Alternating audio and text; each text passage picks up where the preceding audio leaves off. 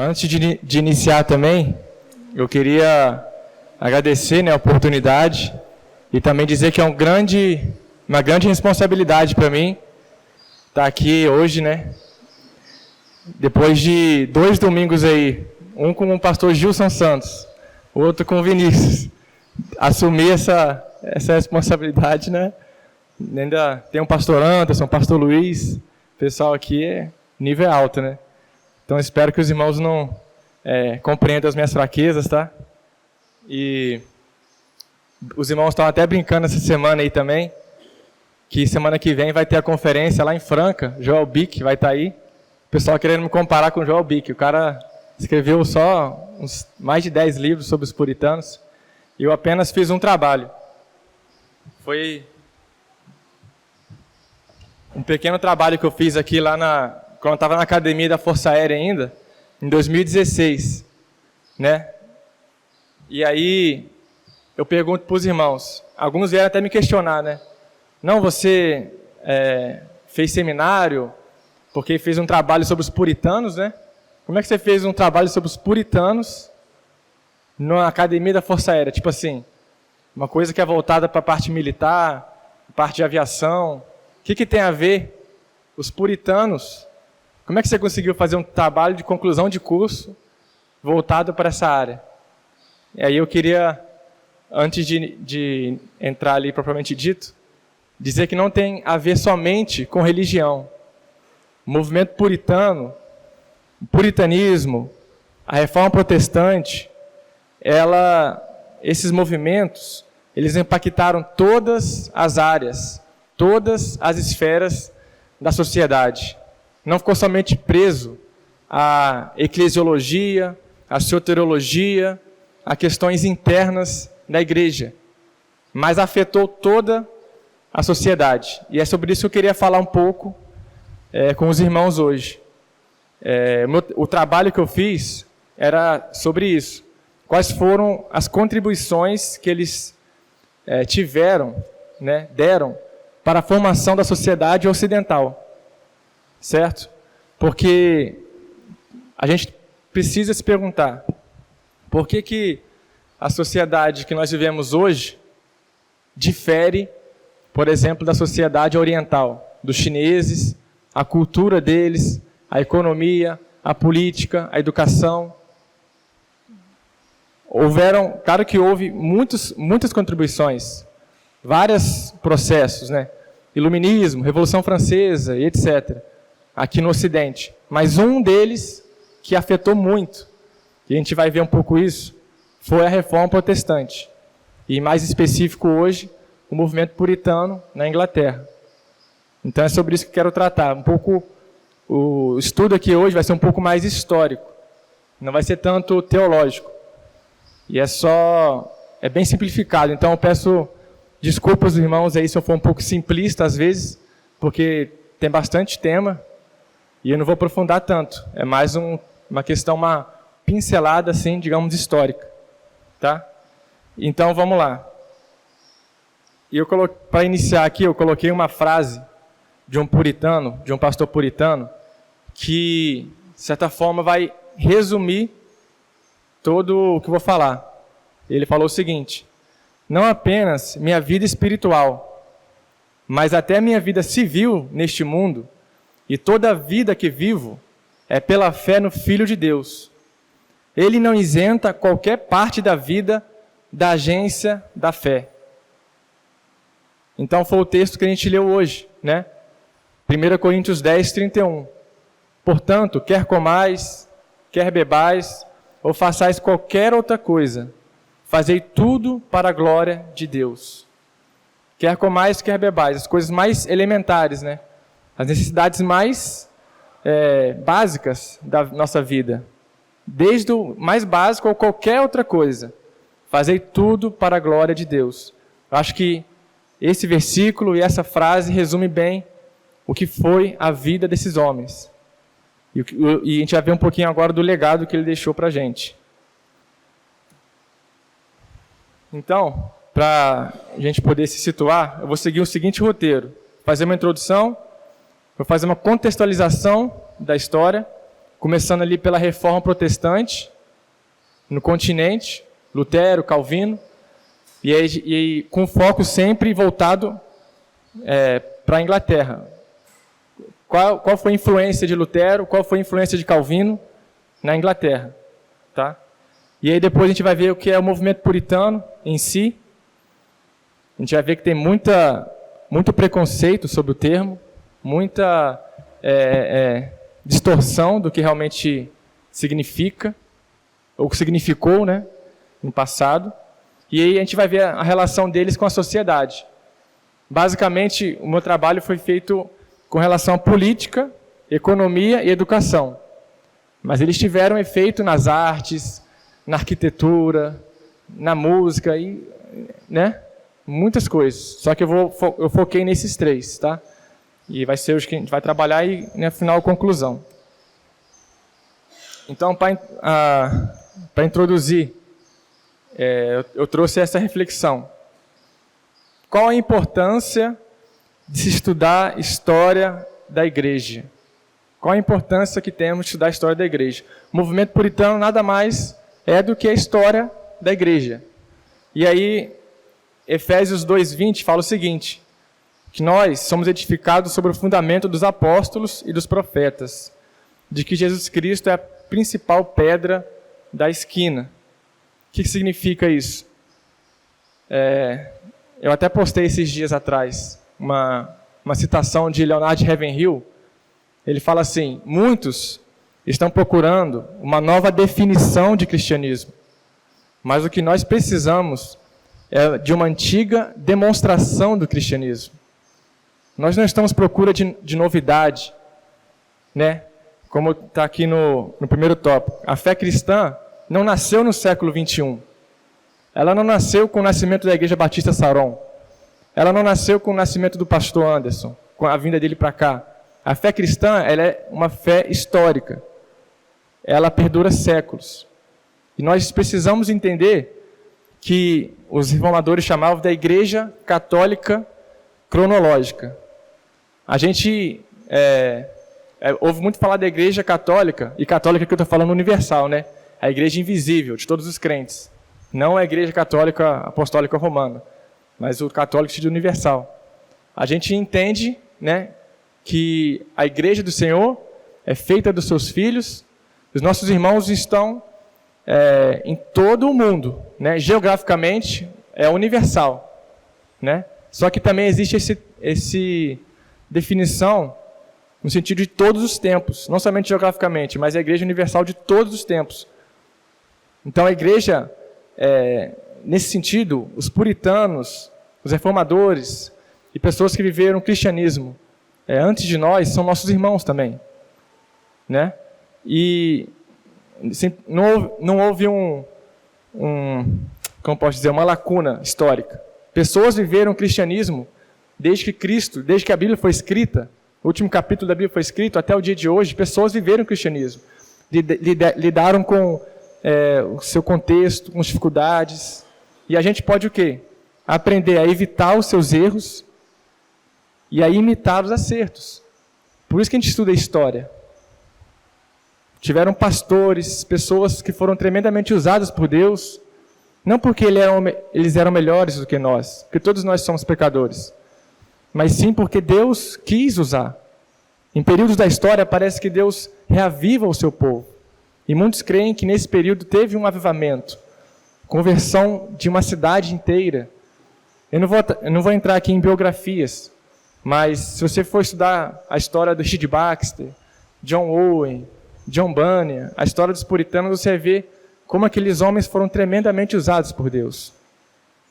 E a gente consegue aprender muita coisa com a história deles. Como eu disse, o padrão, o modelo é Cristo. Mas a gente consegue aprender também com a vida desses irmãos, né? E qual é o legado dos puritanos para nós hoje? Então eu coloquei aqui as confissões de fé. Confissão de fé de Westminster, 1643 a 1646, se reuniram ali por 3 anos, pastores puritanos. E eles deixaram esse legado. E a Igreja Presbiteriana do Brasil, o usa até hoje ainda. E a Igreja Batista usa a confissão de fé, tanto a primeira, 1644, e a segunda, 1689, que é muito similar. Então nós temos documentos que expressam o cristianismo, a fé cristã. A gente pode aprender, a gente pode absorver muita coisa. Diversos livros. Quem aqui já ouviu falar do Peregrino, John Bunyan? Acho que esse é talvez o segundo livro mais lido após a Bíblia. Foi mais impresso após a Bíblia. Esse livro, né, quem leu, releia, né? O pastor Charles Spurgeon disse que todo cristão deveria ler todo ano esse livro. Ele lia todo ano esse livro. E John Bunyan era um puritano. Temos o pastor aprovado, Richard Baxter, A Morte na Morte de Cristo, John Owen. Então eles deixaram um legado muito precioso, teologicamente, dizendo de livros, né? Pastores, como já citei aqui, John Bunyan, Richard Baxter, John Owen, William Perkins, John Cotton. Mas eu queria deixar aqui um pouco fechada aqui a definição do puritano, que eu vou tratar especificamente da palavra como foi usada pela primeira vez, e depois daqueles pastores e homens ingleses, tá? Por exemplo, cronologicamente, Jonathan Edwards não se encaixa nesse padrão que eu vou trazer aqui. Ele não era um puritano no sentido que eu vou trazer aqui.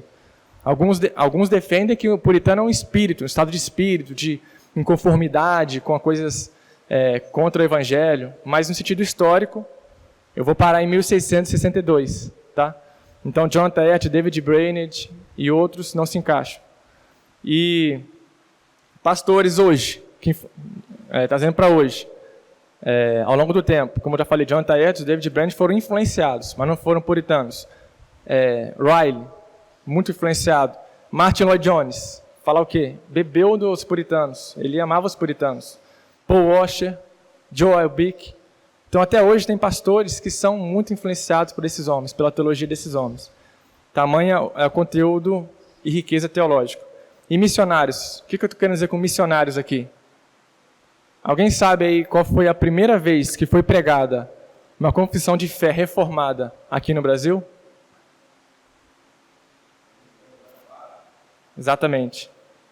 Invasão francesa. 1555 até 1567. Quando que foi a reforma? 1517. Em 1555, veio os franceses, os huguenotes, calvinistas, reformados, fizeram um culto, se instalaram aqui, porém, essa colonização francesa não deu certo, né? Como a gente sabe, aí pelos livros de história, foram expulsos, alguns anos depois. E aqui, a colonização é portuguesa. Portugal, Estado católico, um país católico.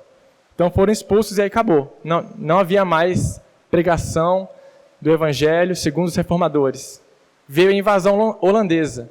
Também homens ali descendentes com a fé reformada, 1630, na terrinha Recife, né? Na terrinha do Nordeste lá, 1630. Porém, durou um pouco mais essa, mas 24 anos depois foram expulsos novamente. E aí somente no século XIX, em 1840, 1850, os americanos começaram, alguns se mudaram para cá e tinham uma fé cristã protestante, e aos poucos o imperador foi autorizando, né, que eles, tudo bem, façam o culto de vocês, mas não preguem, não evangelizem, você tem direito de exercer a fé de vocês. E aí foi começando. E aí os Estados Unidos começou a enviar missionários. E os principais missionários que trouxeram protestantismo aqui para o Brasil foram americanos, ingleses e holandeses. Não veio missionário da África, não veio missionário da Rússia. Foram esses missionários. E, consequentemente, a fé que eles trouxeram era a fé que eles herdaram, principalmente dos puritanos. Muito influenciado pelos puritanos. Né? Igreja Presbiteriana do Brasil, 1859, herança dos puritanos, né? Confissão de fé, os batistas, enfim. Então vamos agora dar uma uma recapitulada aqui na história, vamos entender um pouco da Reforma Protestante, bem rapidamente. Como eu falei, com foco na Inglaterra. Então, aqui a gente vê a foto de Martinho Lutero, né? Pregando as 95 teses. Só que, antes dele, vieram algumas pessoas. E eu queria dar destaque aqui em John Wycliffe. Ele foi um professor na Universidade de Oxford, na Inglaterra. E aí, alguns anos antes de Lutero já, ele denunciava a imoralidade do clero, condenava as indulgências, o poder temporal da igreja. Ele recomendou o matrimônio de sacerdotes, insistiu na autoridade suprema das Escrituras como fonte de fé e negou a transubstanciação. E esse homem, como a gente sabe, morreu, né? John Wycliffe, a igreja. Não prosperou nos seus ideais. Mas Lutero, em 1517, era um padre agostiniano, e a partir desse entendimento que ele teve de Romanos 1,17, que a justiça de Deus não era simplesmente uma expressão da severidade, que a Igreja Católica, naquela época principalmente, havia uma questão muito forte da consciência culpada, de você pagar pelos seus pecados, de você as penitências, salvação por obras, né? E ele falou o seguinte, que a justiça de Deus, ela é uma expressão do amor que justifica o pecador mediante a fé em Jesus Cristo. Justificação pela fé, essa foi a pedra angular da reforma, que Lutero trouxe e que libertou, né, a igreja. E aí ele coloca lá as 95 teses contra a venda de indulgências. Só que teve uma coisa, um evento ali que Deus usou, né, que foi a propagação da reforma através da imprensa, o nascimento da imprensa. Antigamente, para você fazer uma cópia de um livro, uma coisa era manuscrito. E nessa época surgiu as tipografias, surgiu a forma bem rudimentar ainda, bem manufaturada, mas havia já uma cópia mais rápida ali. Então, aquilo propagou muito os ensinos de Lutero, os panfletos, os livros que ele escrevia. E ele falou o seguinte, Lutero, que a imprensa foi a parelha de cavalos que conduzia o evangelho sempre adiante. Então, a gente vê John Wycliffe, na Inglaterra. Lutero, ele espalhou, né, através da imprensa, por todo o continente europeu e, consequentemente, os seus panfletos também estavam correndo na Inglaterra. Porque naquela época você pensa, como é que a Alemanha vai influenciar a Inglaterra? Foi pela graça da imprensa. E aí, continuando aqui, mais um reformador, talvez muitos pastores, historiadores, vão dizer que Calvino foi o maior reformador de todos os tempos. Porque ele escreveu Institutas, então ele organizou as ideias cristãs, ele combateu mais detalhadamente, né, usou o seu dom, a sua capacidade de argumentação escrita para combater a Igreja Católica. Então, tem um historiador que fala o seguinte, o raio com o qual Lutero iluminou o céu poderia ter aos poucos se apagado, não fosse os esforços do pregador francês João Calvino. Então, Calvino e reforma tem tudo a ver. Houve um pastor aí, uns dias atrás, que falou que Calvino não tem nada a ver com reforma. Mas a reforma, ela começa no dia... começa entre aspas, né? Mas o marco do início foi 31 de outubro de 1517 com Martinho Lutero. Só que ela não para aí. Foi o marco de início.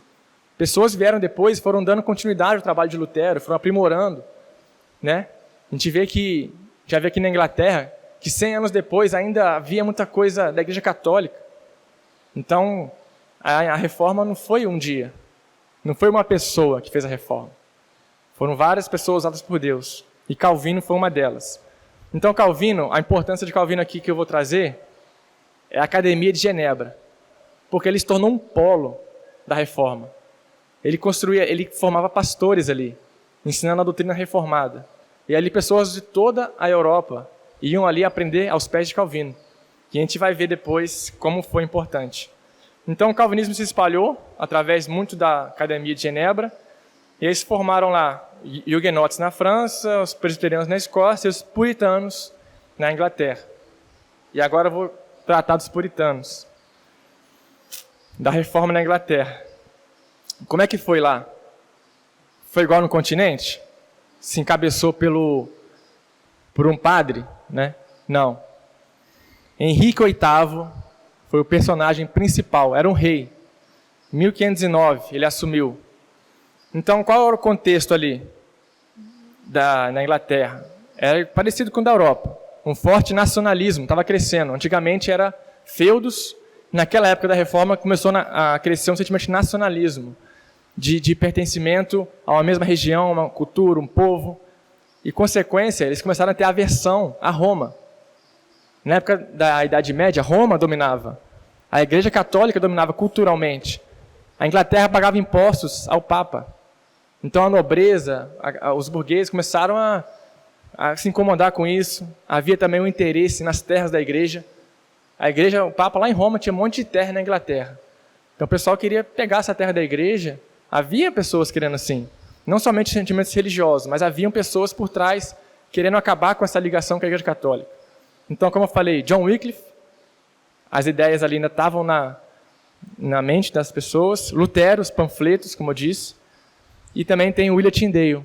William Tyndale, influenciado por toda essa... tudo isso aqui que eu falei, ideais de Lutero, Wycliffe, ele chegou a fugir da Inglaterra para escrever o Novo Testamento. Traduzir para o inglês. Porque antigamente a Bíblia só estava em latim nessa época.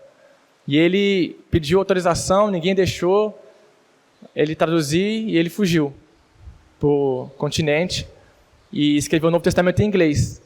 E ali, naquela época, começava a ser contrabandeado a Bíblia em inglês. Não podia, ninguém podia ter Bíblia em inglês, mas tem até um filme, eu indico os irmãos depois a verem, o Fora da Lei de Deus. É muito interessante, que conta a história do William Tyndale. E o filme começa com uma criancinha fazendo a oração do Pai Nosso em inglês, e não podia, tinha que ser em latim. E os pais dessa criança foram presos e por causa disso, porque se estava lendo em inglês, se estava recitando em inglês, quer dizer que tinha a Bíblia em inglês, e era proibido. Então William Tyndale foi um homem que morreu, queimado também, porque ele se esforçou para traduzir a Bíblia para o inglês. Então havia toda essa atmosfera. Mas o rei, Henrique VIII, em 1521, ele escreveu algumas cartas refutando os ideais de Lutero. E por isso ele foi chamado de defensor da fé católica. O Henrique VIII ele era católico. Ele recebeu esse título, defensor da fé. Porém, alguns anos depois, vem uma questão que também foi, talvez ali a cereja do bolo, né? Eu te falei, às vezes as pessoas são muito simplistas. Falam que o rei Henrique VIII só criou a igreja anglicana por causa do divórcio. Não. Eu te falei ao tanto de fatores que estavam por trás aqui. A nobreza, a burguesia. E aí ele usou esse pretexto da anulação do casamento dele com a Catarina de Aragão para poder se separar da igreja. Igreja católica. Só que o ato de supremacia, que foi uma lei ali que ele baixou, ele mudou só o seguinte: agora na Inglaterra, na igreja da Inglaterra, quem é o chefe, o único chefe supremo, o protetor, não é mais o Papa, é o rei. Então, só mudou isso basicamente. Houve reforma sem reforma. Aproveitou essa onda reformada, protestante, vamos nos ligar também da Igreja Católica, e agora eu sou o chefe, não é Cristo mais. Para os católicos não é Cristo, é o Papa, o cabeça, e aqui na Inglaterra não é Cristo, é o rei. No início, houve algumas reformas. No início ele começou a querer reformar, porém, 5 anos depois ele aprovou os 6 artigos que eu escrevi aí, que reafirmavam todas as doutrinas católicas. Então, o Dr. Martin Lloyd-Jones diz que esse rei morreu total e completamente católico. Esse rei não mudou a Igreja da Inglaterra. Porém, quando ele morre, o seu filho, com a sua segunda esposa, Eduardo VI, ele era protestante. Ele tinha 9 anos de idade apenas, mas os seus tutores eram protestantes. E ali houve um avanço do protestantismo. Alguns anos, ele morreu jovem, com 16 anos. E eu esqueci de falar aqui, mas quando o rei Henrique VIII, ele colocou a igreja, né, com a doutrina católica, começa a primeira migração. Alguns protestantes, o que eles fizeram? Vamos embora. Está prendendo, está matando, vamos embora. Foi para o continente. E ali no continente, onde que eles foram? Eles absorveram um pouco, ainda aqui nesse começo, não tanto, Calvino ainda, mas absorveram um pouco os ideais de Lutero. Observaram como é que foi feita a reforma na Inglaterra, no continente, e voltaram. Quando o rei Eduardo veio, eles voltaram. Tá? Foi o primeiro. Aí quando Eduardo morre, assume Maria, que era filha da primeira esposa, católica, ela era católica. Ela foi conhecida como Maria Sanguinária, porque ela queimou mais de 270 protestantes sob a estaca. E o catolicismo avançou. E mais uma vez, nessa época aí sim, eles fugiram. Ela achou que estaria matando o cristianismo, mas ela estava, na verdade, fomentando ali a reforma, porque todos os pastores que fugiram para o continente, esses aprenderam aos pés de Calvino, na Academia de Genebra. Então, quando ela morre, eles voltam com maior entendimento, maior maturidade, conhecimento teológico, e vão querer aplicar isso ali na Inglaterra. E aí eu deixei aqui o Livro dos Mártires. Quantos aqui já leram esse livro? Já ouviram falar desse livro? Esse foi um livro escrito em 1570. E ele começa desde o primeiro Marte, após Cristo. Eu não lembro agora se coloca Cristo, mas acho que é após Cristo, os apóstolos. E ele vai até a época da Maria, de Maria Tudor. E ela fala esse livro fala da morte dessas pessoas. E aquele livro foi uma coisa que ajudou muito o protestantismo a avançar. Porque as pessoas viam o que o catolicismo fez ali na Inglaterra, matando pessoas, e não queriam seguir isso. O exemplo da fé daqueles homens. Se você for ler esse livro, né, você vê que eles não negaram a Cristo, não negaram a fé, foram até o final pelas verdades. Isso impactou muito aquele país. Então vamos avançar aqui. Então Maria, catolicismo, tá?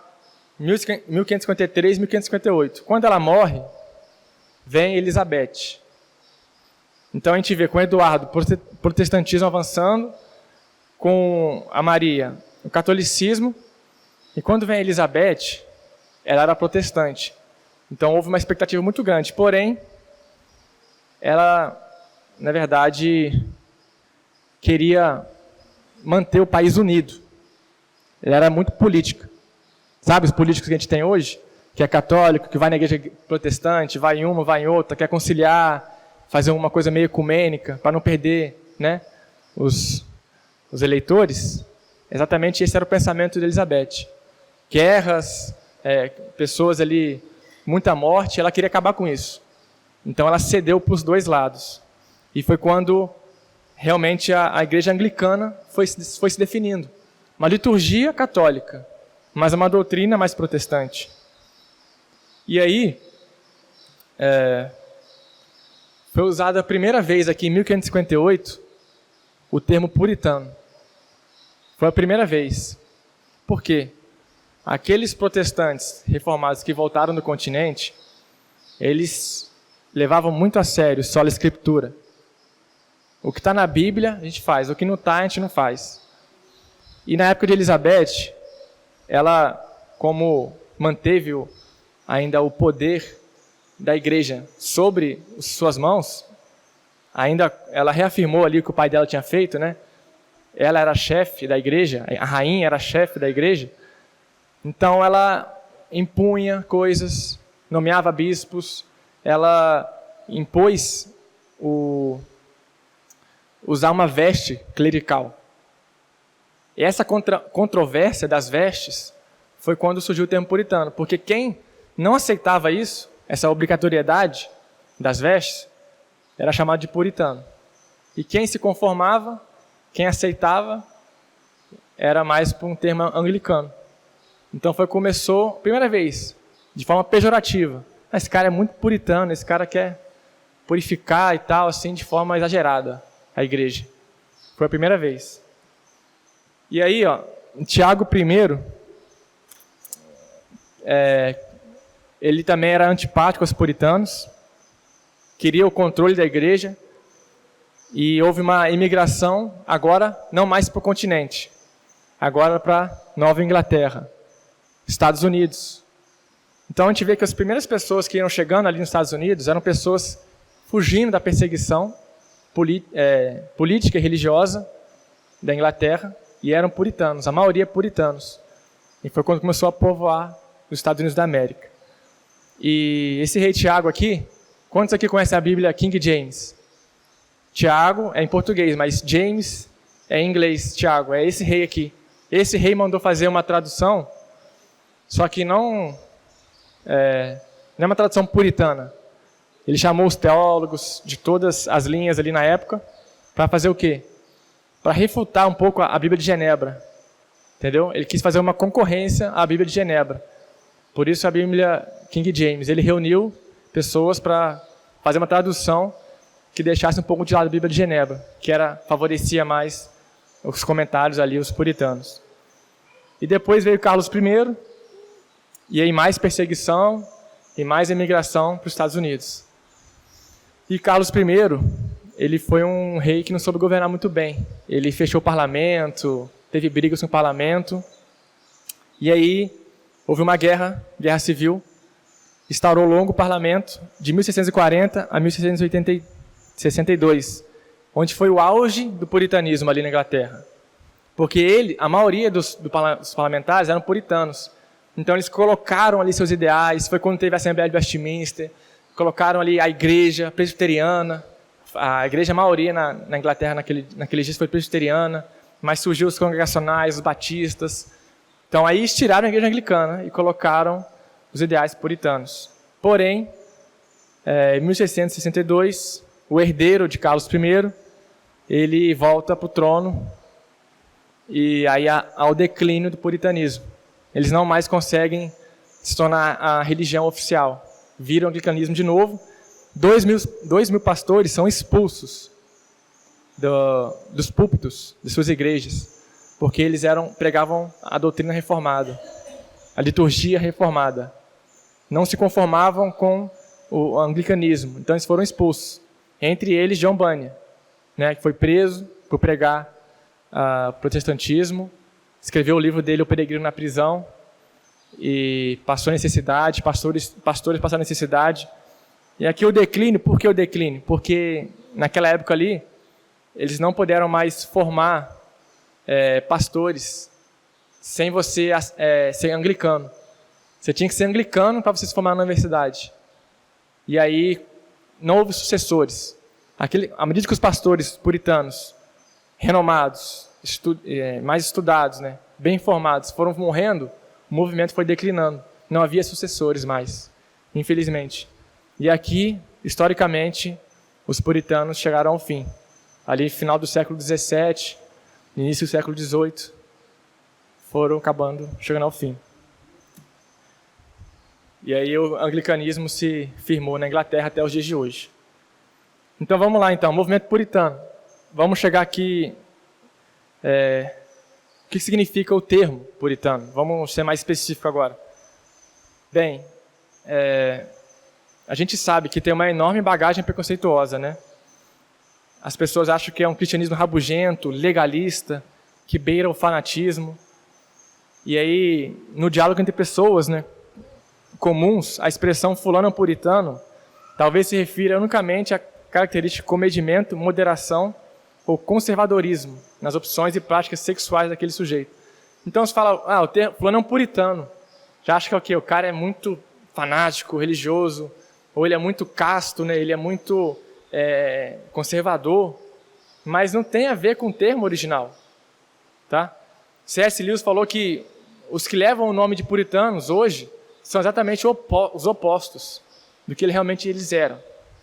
Ele foi muito difamado, os puritanos, ao longo do tempo. A gente vai ver isso mais tarde. Então, o que foi o movimento puritano? Segundo Leonard Ricken, do livro Santos no Mundo, eram cristãos que desejavam purificar a igreja dos vestígios restantes de cerimônia, ritual e hierarquia católicos. Eles queriam avançar a reforma até o último estágio.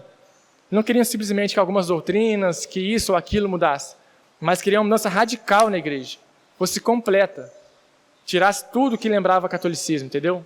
Cerimônia, ritual e hierarquia. E eles lutaram para aplicar essas doutrinas reformadas na igreja da Inglaterra. E eles tinham muito forte o sola escritura, né? Como eu falei, a Bíblia deve ser o guia do homem em todas as questões do culto e da vida. É o princípio regulador do culto, né? O que tem na Bíblia a gente faz, o que não tem a gente não faz. Deus ordenou como vai ser o culto. E, essencialmente, a doutrina deles era calvinista. Então, vamos lá, prosseguindo aqui. Qual a relação deles com a sociedade? Vamos avançar. Na política. Como eu falei, a guerra que teve, muitos chamam de Revolução Puritana, porque a maioria no parlamento era puritano. E o rei, foi uma guerra do parlamento contra o rei. E aquelas pessoas ali, todas elas tinham um ideal de restringir o poder do rei. O rei queria fechar o congresso, eles não deixavam, né? E aqui, ó, desculpa, esse foi Oliver Cromwell, eu não falei, mas ele foi o líder do exército que combateu o rei. E ele era um puritano, a gente vê na direita a espada e na esquerda a Bíblia. Esse homem, essa estátua, está em frente ao parlamento inglês. Se a gente for lá hoje, a gente vai lá ver na Casa dos Comuns, está a estátua desse homem, está uma influência que ele teve na época. Né?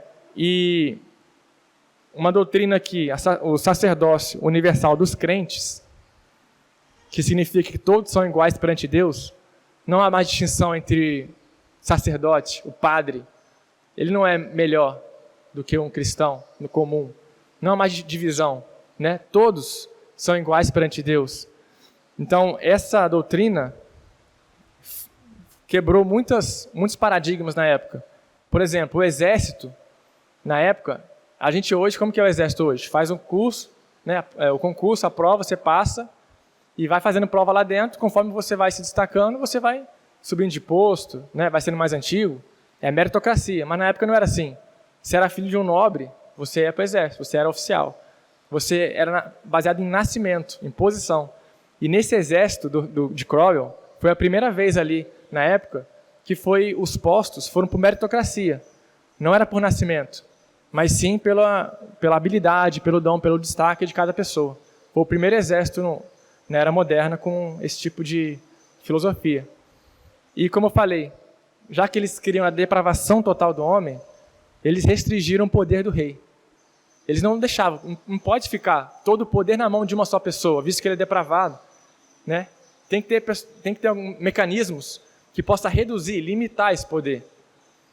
E o parlamentarismo, né? Ele só se fixou depois, como a gente vê hoje, na Inglaterra, o rei governa, mas o rei reina, mas quem governa é o parlamento, é o primeiro-ministro. Então, surgiu muito dessa ideia lá nos puritanos. Depois, quando Carlos II assumiu, já foi muito restringido o poder dele. E naquela época, a gente tem que entender que era o absolutismo, né, que reinava. Na Idade Média ali, está na transição. E a Revolução Francesa foi a primeira revolução burguesa, né? Assim, depois do rei. Não, foi a segunda. A primeira foi 150 anos antes com os puritanos. Eles foram o primeiro a depor o rei e a estabelecer um regime democrático.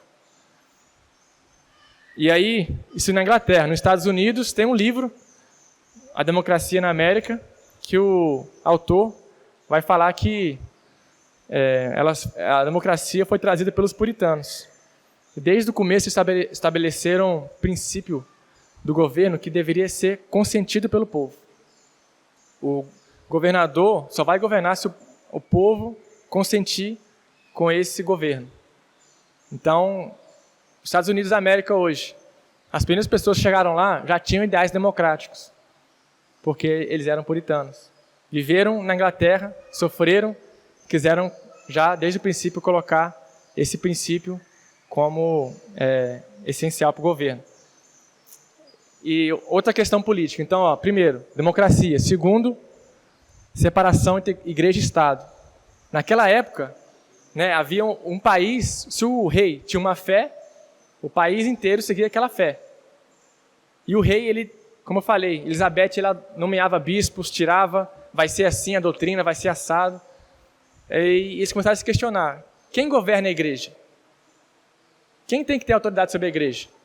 E aí surgiu o presbiterianismo. Não, a igreja local vai escolher os presbíteros, e os presbíteros da igreja local vão governar a igreja. E o congregacionalismo, né? Também que o presbiteriano ainda tem muito forte a questão nacional, ligada a sínodos. O congregacionalismo não, cada igreja é autônoma e independente. Ela vai nominar seus presbíteros, seus pastores, e vai ser independente das questões de doutrina, de culto. Ela vai ser independente através da Bíblia, né? Então, acabou. Era o episcopalismo, né? Que era antes, era bispos. Aí acabou. Na época dos puritanos, eles colocaram o presbiterianismo e o congregacionalismo basicamente como forma de governo da igreja. Isso deu uma independência enorme da igreja, que não havia na época.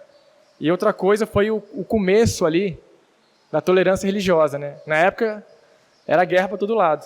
E aqui, quando os puritanos assumiram o poder, aí começou a haver um monte de divergência. Eu creio no batismo de uma forma, no governo da igreja de outra, ceia de outra. E aí o líder do partido lá falou assim, vamos convocar os teólogos aqui para definir quais são os pontos essenciais da fé cristã. Quais são os pontos essenciais, pô? Porque aí o resto é liberdade. A gente não precisa pensar exatamente igual. Não havia isso na época. Então, eles também começaram a ter uma liberdade, ainda que dentro do cristianismo, né? Mas já houve uma maior liberdade religiosa. Em relação com o capitalismo, como que era antes, na Idade Média? A finalidade do trabalho não é enriquecer, mas conservar-se na condição em que cada um nasceu, até que essa vida mortal passe a vida eterna. A renúncia do monge é o ideal, que toda a sociedade deve aspirar. Procurar riqueza cai no pecado da avareza. A pobreza de origem divina e de ordem providencial. Então o pensamento católico na época era esse. O ideal aqui é ser pobre, ser ascético, ser rico é pecado. Tinha um pensamento disso.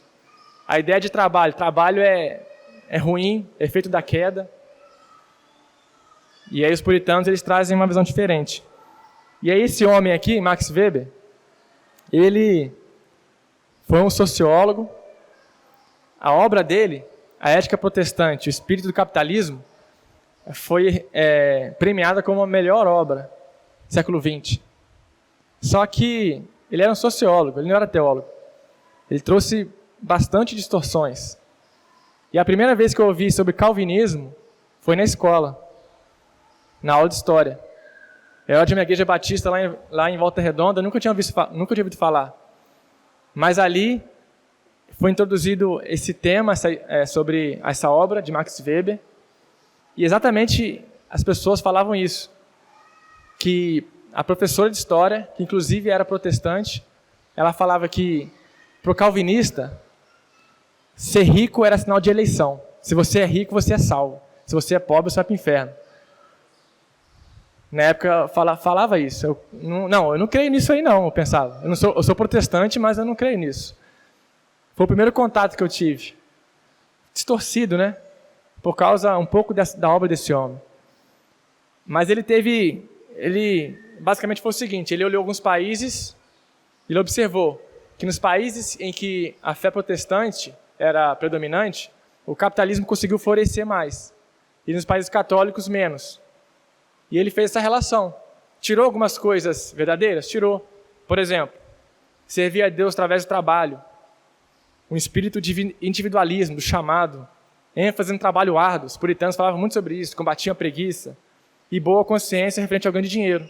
Essas coisas eram o que eles pregavam. Agora, alguns equívocos dele. Como eu falei, prosperidade era sinal de eleição ou da salvação de uma pessoa. E os puritanos trabalhavam para se sentir na convicção de salvação. E aí eu pergunto, a prosperidade é sinal da salvação? Então deixa um puritano falar aqui. Assim como as riquezas não são evidências do amor de Deus, assim também a pobreza não é sinal da sua ira ou ódio. E o outro puritano fala: nenhuma correlação direta existe entre riqueza e santidade. Não as riquezas, mas fé e sofrimento por causa do evangelho são sinais da eleição. Então ele distorceu bastante a obra deles. Então, basicamente, a ética puritana do trabalho, rejeição da dicotomia sagrado e secular, isso é importante para nós hoje também. Chamado pessoal e o dinheiro como algo bom em si. Primeiro, olha o que ele fala aqui. Um crente deve considerar tanto seu escritório quanto a sua igreja como sendo santo. Como eu falei, antigamente o padre tinha um chamado mais especial, era mais solene. E os outros tinham um chamado secular, mundano. O que importa mesmo é a igreja, não. Os puritanos, os reformadores, eles falavam o seguinte, que varrer a casa ou guardar as ovelhas, qualquer coisa é serviço a Deus. Cada um tem seu chamado, e nenhum chamado é melhor do que o outro. Um é chamado para ser sapateiro, outro padeiro, outro médico, outro pintor. É um chamado de Deus. E não é mais ou menos importante. Né? Tudo que você tem que fazer para a glória de Deus. Colossenses 2,16 fala isso, né? Sobre o servo lá, fazer como se fosse para Deus. Então eles trouxeram muito isso. O chamado pessoal. Então Deus ordenou cada pessoa para ocupar um ofício específico na sociedade. Então se Deus deu esse dom, você tem que cumprir esse dom. Você tem que ir uma obrigação com Deus. Né? Como a palavra dos talentos lá, Deus deu alguns dons, não somente para a igreja, mas também seculares, para a sociedade. Você tem que cooperar para a sociedade. Eles tinham muito forte esse chamado pessoal. E em terceiro, eles negavam o asceticismo medieval. Né? Dinheiro não é algo ruim. Depende de como você vai administrar o dinheiro. Richard Baxter falou o seguinte: todo amor da criatura, o amor ou as riquezas não são pecado, pois todas as obras de Deus são boas. E ele fala, William Perkins, fala o seguinte: se acontece de termos herdado muita propriedade, devemos desfrutar delas de boa consciência, como bênçãos e presentes de Deus. Então ele acabou com essa ideia de consciência pesada quanto ao ganho de dinheiro. Se você ganha muito dinheiro, trabalha bem, o seu ofício lhe rende bastante coisas, você deve desfrutar disso como um presente de Deus. Claro, administrar para a glória dele. Você é mordomo. Mas não é errado você se enriquecer. Não é pecado você se enriquecer. E aí, consequentemente, criou um ambiente propício para o desenvolvimento do capitalismo. Isso repercutiu na economia inglesa, americana. E qual a maior economia do mundo hoje? Estados Unidos. Então, no Ocidente inteiro, basicamente, esse ambiente que eles criaram. Seguindo, já para encerrar, irmãos, peço um pouco de paciência. Incentivo à educação, o último ponto. Eles desenvolveram a universalidade da educação. Naquela época, quem sabia ler e escrever? Só o clero, só o padre. E aí o William Perkins falou o seguinte: onde reina a ignorância, aí reina o pecado. Então, a reforma protestante deu um valor tão grande para a escritura, só a escritura, que todo mundo tem que ler a escritura. Quanto mais pessoas lerem a escritura, melhor. Mais liberdade, mais entendimento, mais conhecimento. Então, o que eles fizeram? Onde que eles iam? Plantavam uma escola. Para quê? Primeiro, para ensinar o leigo, a pessoa comum, a ler a Bíblia. O primeiro deles era esse. E segundo, para o ministro. Capacitação do ministro. Não somente pessoas que leiam a Bíblia, mas que entendam a Bíblia. E ajudem outros a entender. Então, criaram inúmeras escolas e universidades. Alguém pode citar alguma universidade aí que foi criada pelos puritanos? Harvard. Eles chegaram em 1620. 6 anos depois, eles criaram Harvard. Nenhuma colonização no mundo, você vai ver criar uma escola tão rápido quanto eles criaram lá. Todas as colonizações, aqui no Brasil, nem sei quando foi ter universidade. A primeira, foi 1500, começou, nem sei quando. Lá, 6 anos depois, já tinha uma universidade. A preocupação que eles tinham de criar ministros e pessoas para ler. E, inclusive, John Harvard foi um pastor puritano. Ele deu cerca de metade da sua herança, 800 mil libras, não sei quanto que isso vale, mas deve ser bastante coisa.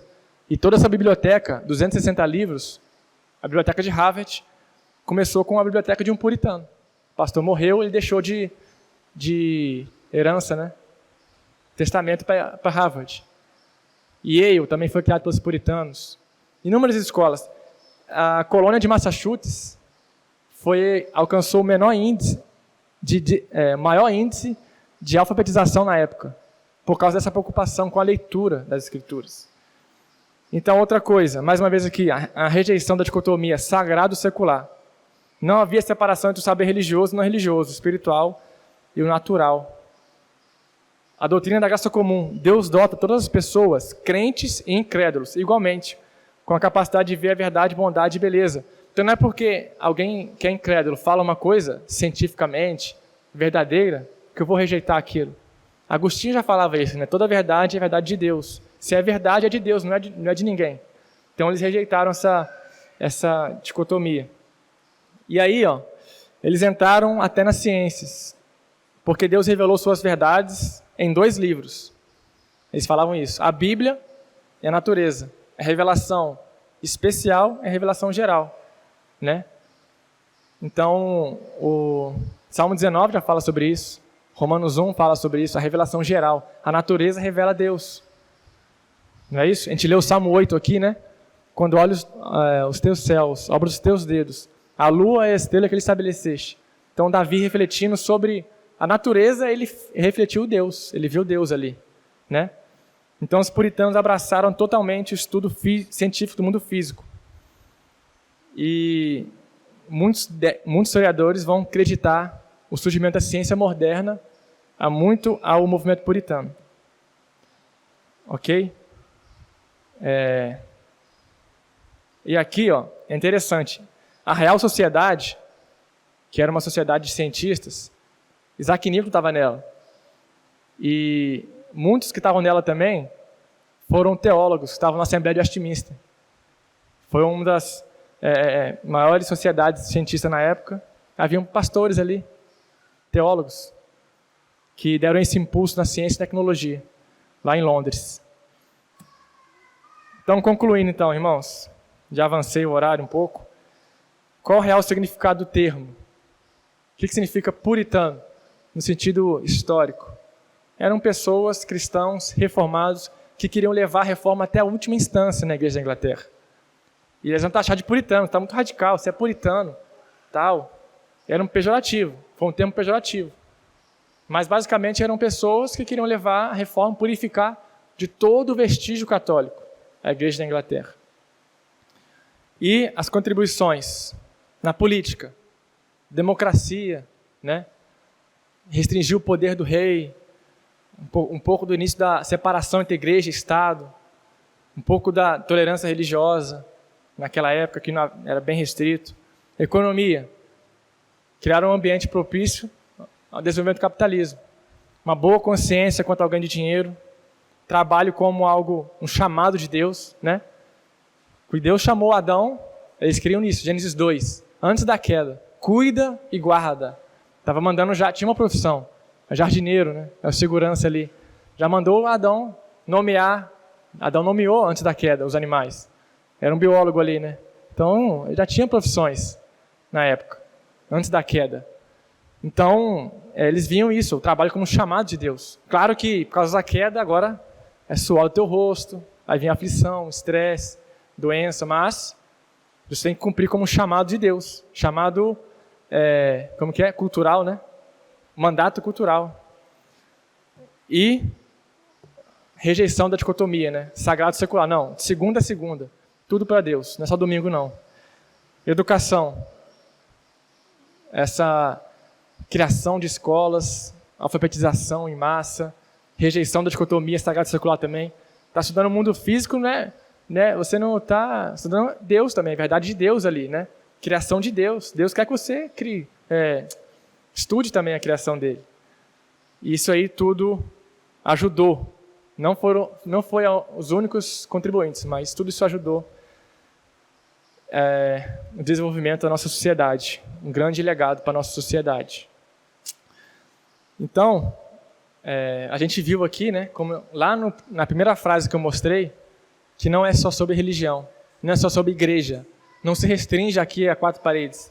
A nossa fé, ela impacta todas as esferas da sociedade, da nossa vida. Nossa fé, ela tem que avançar, né? Além dessas quatro paredes. E aí eu deixo aqui algumas referências, tá? Santos no Mundo, eu recomendo, que é um livro que vai falar mais sobre o que eu falei, e sobre culto, casamento, qual a relação dos puritanos com casamento, muitas outras áreas. E vai falar, inclusive, dos erros dele. Eu não comentei aqui os erros, não deu tempo, né? Mas teve excessos, teve outros acertos também. E aqui como frase, para encerrar, seguindo ali, né, 1 Timóteo 3,16, que toda a Escritura é apta para tudo, né? A importância da Escritura, 2 Timóteo, né? 2 Timóteo, a importância da Escritura, olha que um historiador que não é cristão disse, em 1909, jamais passou sobre uma nação uma mudança moral maior do que a passou sobre a Inglaterra durante os anos entre o reinado de Elizabeth e o encontro do Parlamento Longo. A Inglaterra se tornou o povo do livro, e esse livro era a Bíblia. Então, se a gente pudesse resumir isso, os puritanos eram um povo de um livro, e esse livro era a Bíblia. Amém? Aí, os irmãos que quiserem também, o meu trabalho eu posso mandar em PDF. É uma linguagem mais leiga, né? Mais simples. 50 páginas só. Se alguém quiser, eu posso mandar também. Amém? Vamos fazer uma oração então para encerrar. Depois chamar o Tony aqui.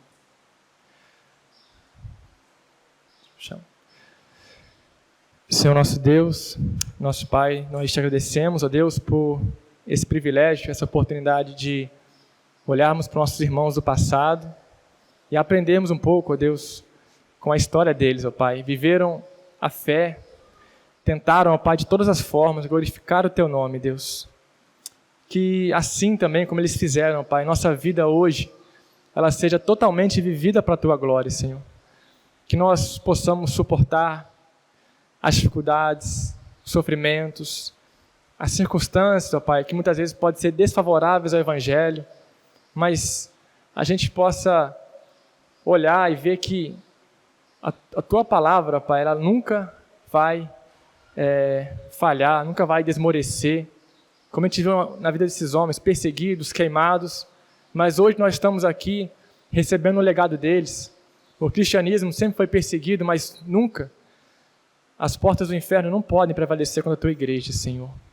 E que o Senhor nos abençoe com o Teu Espírito, com a Tua palavra. A gente possa seguir somente a Tua palavra, Deus, e não tradição de homens, não nada que fuja, Pai, do que o Senhor quer para nós, para a Tua igreja. Abençoa nosso domingo e também nosso retorno para o culto mais à noite. Em nome de Jesus, amém.